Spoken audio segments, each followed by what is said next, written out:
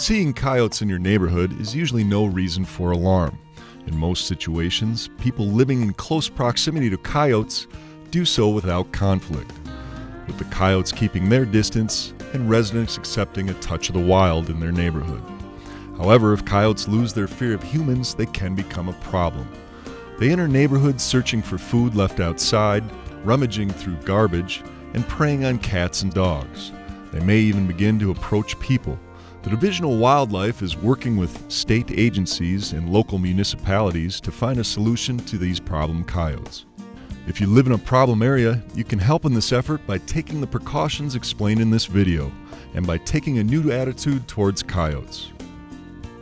Coyotes are North America's native wild dogs. They are highly efficient predators that evolved on the prairies and grasslands of the Midwest. Coyotes have been here since the West has developed. Cunning and extremely adaptable, they easily fell into step with changing times, learning quickly to make the most of our progress. Coyotes by nature are shy and secretive animals, avoiding contact with humans whenever possible. When living around people, they are mostly nocturnal, coming out into the evening and hunting until dawn. During the day, they retreat into hideouts and dense cover and remain there hidden from view. However, when their pups are born in late spring, the parents may hunt around the clock to keep their pups fed. Coyotes usually dig dens in open space hillsides and may utilize culverts, porches, and outbuildings in the city. Although they appear much larger, adult coyotes typically weigh only about 25 to 35 pounds. Within each pack or family group, the dominant members are the alpha male and the alpha female. If coyotes are present in your neighborhood, you may choose to become proactive in the process of maintaining their fear of humans.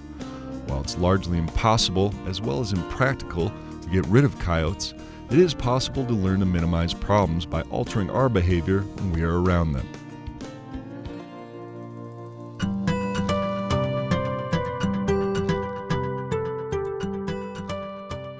To begin, when you encounter a coyote that is not near its den, do not ignore it. When you see one in a problem area, even at a distance, stop what you're doing, look directly at it, and let it know that you're aware of its presence. If it does not leave, yell or blow a loud whistle while waving your arms or a stick. Do not look away or continue walking until the coyote turns away.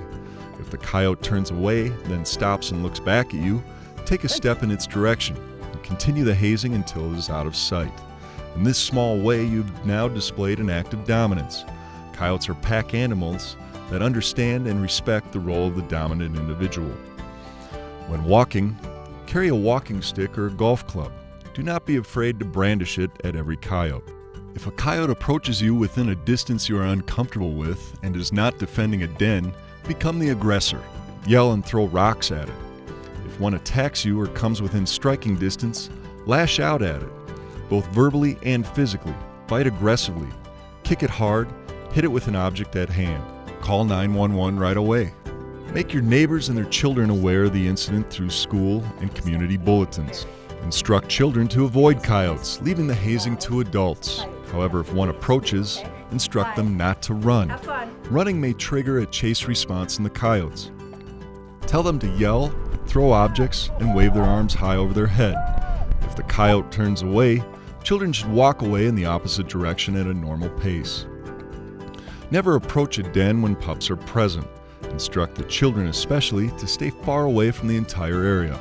Coyotes will defend their young when threatened. Make coyotes respect your space. Chase them away from your home with loud noises or by throwing objects. If coyotes have become a nuisance by climbing or digging under fences, harassing backyard pets, or just hanging around too close for comfort, here are a few steps that you can take to discourage them. Do not feed coyotes under any circumstances. Almost all incidents involving coyotes approaching humans arise from someone putting out food for them. By feeding them, you're inviting them into your space and teaching them not to fear you. The consequences can be dangerous. Repair holes dug under fences and outbuildings. If they dig in again, it may be necessary to add an apron of wire on the outside of the fence.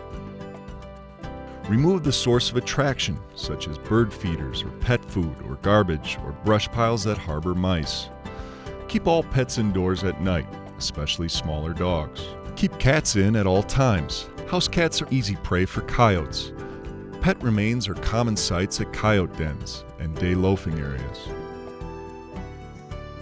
The reason coyotes are so fond of your neighborhood is that your neighborhood has everything a wild dog could ask for: an abundance of food and a safe environment.